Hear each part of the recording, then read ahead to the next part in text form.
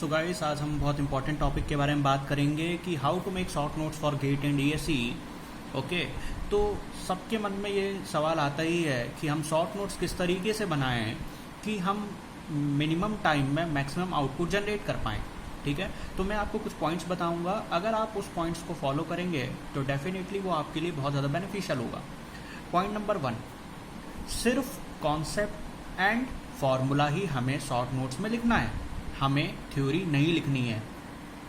हम थ्योरी अपने main notes मतलब कोचिंग नोट से ही हम रिवाइज करेंगे। आप चाहें तो थ्योरी बुक से भी पढ़ सकते हैं। अगर आपने कोचिंग ज्वाइन नहीं करी है, आपको सिर्फ कॉन्सेप्ट एंड फॉर्मूला ही लिखना है अपने शॉर्ट नोट्स में। ओके, ये आपका पहला पॉइंट है। सेकंड पॉइंट ये है कि आपको हिंदी यूज़ करनी है अगर आप कॉन्सेप्ट लिखते हैं। ये मैं सिर्फ अपने नॉर्थ इंडियन दोस्तों को ही कहना चाहूँगा, क्योंकि कोचिंग में मेरे जितने भी फ्रेंड्स थे जो नॉर्थ इंडिया से थे, मैंने ये बात उनमें ऑब्जर्व करी है कि वो हर चीज़ को, हर कॉन्सेप्ट को हिंदी में रिगेन करते थे, हिंदी में ही कॉन्सेप्ट को हिंदी में ही लिखते थे अपने शॉर्ट नोट्स में।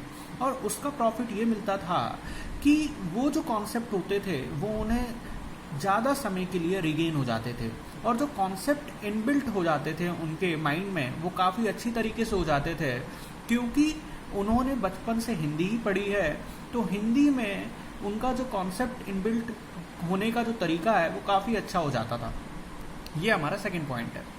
थर्ड पॉइंट के बारे में आपको मैं ये बताना चाहूँगा कि use different colours of pen while making short notes. Okay, हमें जब मैंने कोचिंग ज्वाइन करी थी तो हमारे जो फैकल्टी थे उन्होंने सबसे पहले हमें यही बताया कि आपको डिफरेंट कलर के शॉर्ट नोट्स, डिफरेंट कलर्स के पेन आपको यूज़ करने हैं शॉर्ट नोट्स बनाने में।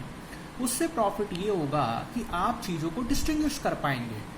ओके, जब भी हम कोई टॉपिक पढ़ते हैं, अगर हम उसमें डिफरेंट कलर्स के पेन यूज़ करेंगे तो हमारा उस टॉपिक में, हमारी जो इंटेंशन है उस टॉपिक में वो काफ़ी अच्छी हो जाएगी और हम उस टॉपिक से बोर नहीं होंगे।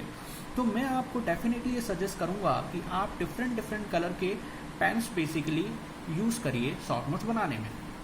Okay, fourth point, left some space while writing new concepts. ये प्रॉब्लम मैंने फेस करी थी कि जब भी हम शॉर्ट नोट्स बनाते हैं तो हमें शॉर्ट नोट्स के आखिरी में 1 या 2 पेज छोड़ देने हैं। अगर हम 1 या 2 पेज शॉर्ट नोट्स बनाने के आखिरी में अगर हम नहीं छोड़ेंगे तो हमें एक नई कॉपी बनानी पड़ेगी। मैंने जो है एक दूसरी कॉपी बनाई थी जिसमें हम जब टेस्ट सीरीज देते हैं तो हमें नए क्वेश्चन मिलते हैं, तो मैंने उस कॉपी में वो नए क्वेश्चन जो है वो ऐड कर दिए थे। ओके, अगर आप हर एक सब्जेक्ट के आखिरी में 1 या 2 पेज छोड़ेंगे तो आपको बहुत ज़्यादा प्रॉफिट होगा। Fifth point, use standard books for particular concepts which are not discussed in coaching classes. Okay, अगर आपका कोई ऐसा टॉपिक है जो आपको नहीं आता है तो आप उसे स्टैंडर्ड बुक से देख सकते हैं और अपने मेन नोट्स में, मेन जो शॉर्ट नोट्स हैं उसमें आप उस कॉन्सेप्ट को मेंशन कर सकते हैं। ओके, ये आपके लिए बहुत ज़्यादा इंपॉर्टेंट होगा।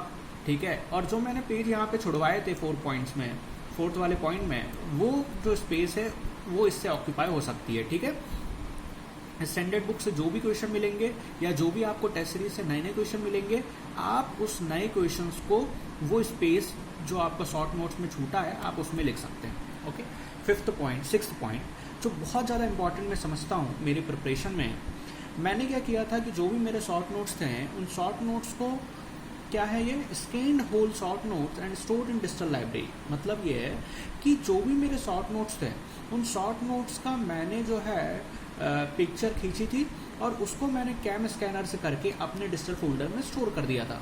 तो क्या होता था कि जब भी हमारी क्लास स्टार्ट होती थी तो मैं जो है उससे आधे घंटे पहले पहुंच जाता था और पूरे शॉर्ट नोट्स अपना रिवाइज कर लेता था।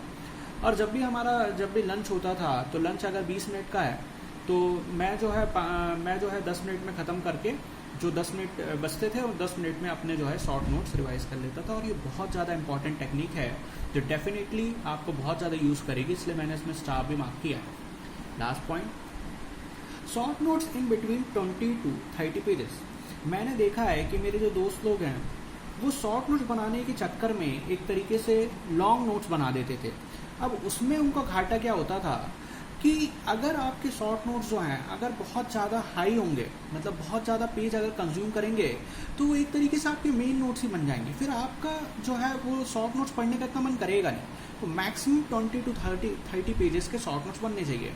अगर सब्जेक्ट छोटा है तो आप उसको 10 पेज में भी कंप्लीट कर सकते हैं, अगर सब्जेक्ट बड़ा है तो आप उसको मैक्सिमम 30 पेजेस में ही कंप्लीट करिए, उससे ज़्यादा नहीं होनी चाहिए। तो मैं ऑन एन एवरेज ये मान के चलता हूँ, अगर हमारे 12 सब्जेक्ट है गेट में तो 30 इंटू 12 360।